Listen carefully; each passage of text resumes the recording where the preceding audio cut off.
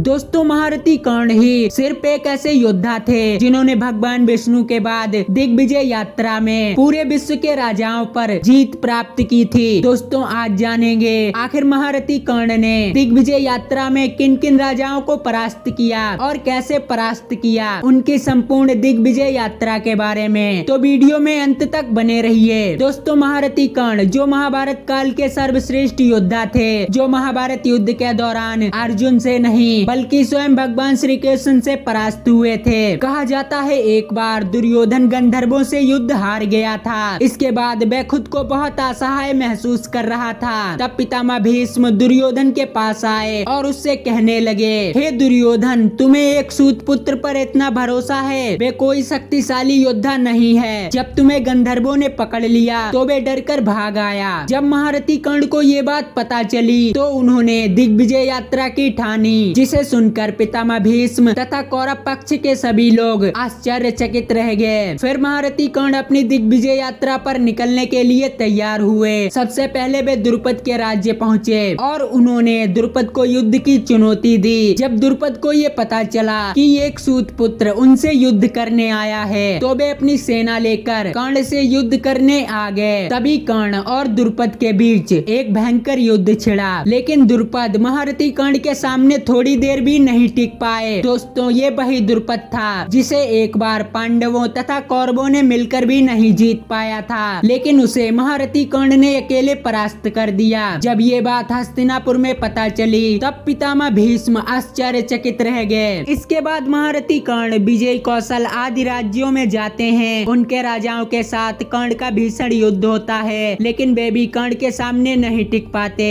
क्योंकि कर्ण के पास उनका कवच होता है जो इतना शक्तिशाली था कि उन सभी राजाओं के शक्तिशाली दिव्यास्त्र कर्ण के उस कवच पर विफल हो जाते थे। पूर्व के बाद अब उत्तर की बारी थी। उत्तर में सबसे पहले वे भगदत्त के राज्य पहुँचे। भगदत्त जो उस काल के शक्तिशाली राजाओं में से एक था, जिसे कोई परास्त नहीं कर पाया था। जब कर्ण ने उसे युद्ध करने का संदेश भेजा तो वे आश्चर्य में पड़ गया और कर्ण से युद्ध करने आया। कर्ण और भगदत्त के बीच भयंकर युद्ध छिड़ा, लेकिन भगदत्त भी कर्ण के सामने नहीं टिक पाया और उसने घुटने टेक दिए। दोस्तों ये वही भगदत्त था जब महाभारत युद्ध के दौरान इसने एक साथ अभिमन्यु, भीम और अर्जुन को परास्त किया था, लेकिन कर्ण ने इसे अकेले परास्त कर दिया। इसके बाद कर्ण शल्य के राज्य पहुँचे। उस समय शल्य भी काफी शक्तिशाली योद्धा था। कर्ण और शल्य के बीच भयंकर युद्ध होता है, लेकिन कर्ण अपने तीरों की बौछार से उसे भी अपने अधीन कर लेते हैं। जब ये बात हस्तिनापुर पहुंची कि महारथी कर्ण ने भगदत्त और शल्य को भी परास्त कर दिया, ये सब देखकर शकुनी, दुर्योधन तथा भीष्म सभी सोच में पड़ गए। इसके बाद महारथी कर्ण ने सभी छोटे बड़े राजाओं को परास्त कर अपने अधीन कर लिया और चारों दिशाओं में जीत प्राप्त कर ली। अब महारथी कर्ण सिर्फ द्वारिका जीतने को बची थी, जिस पर उस समय महाभारत काल के सबसे शक्तिशाली योद्धा भगवान श्री कृष्ण का राज्य था। कहते हैं जब कर्ण द्वारिका की तरफ बढ़े तो बलराम कर्ण से युद्ध करने के लिए तैयार हो गए, लेकिन भगवान श्री कृष्ण ने बलराम को बताया कि महारथी कर्ण हम पर कभी भी आक्रमण नहीं करेगा। जैसे ही कर्ण द्वारिका पहुँचे उन्होंने भगवान श्री कृष्ण को प्रणाम किया और भगवान श्री कृष्ण ने कर्ण की दिग्विजय यात्रा के दौरान विजय पर बहुत प्रशंसा की। इस तरह कर्ण ने अपनी दिग्विजय यात्रा में द्वारिका को छोड़कर पूरी पृथ्वी पर विजय प्राप्त की थी। दोस्तों इस पूरी कहानी के बारे में महाभारत के वानर पर्व में विस्तार से लिखा गया है। तो दोस्तों आज की ये खास जानकारी आपको कैसी लगी हमें कमेंट में जरूर बताएं, और वीडियो पसंद आई हो तो चैनल को सब्सक्राइब करके बेल आइकन अवश्य दबाएं।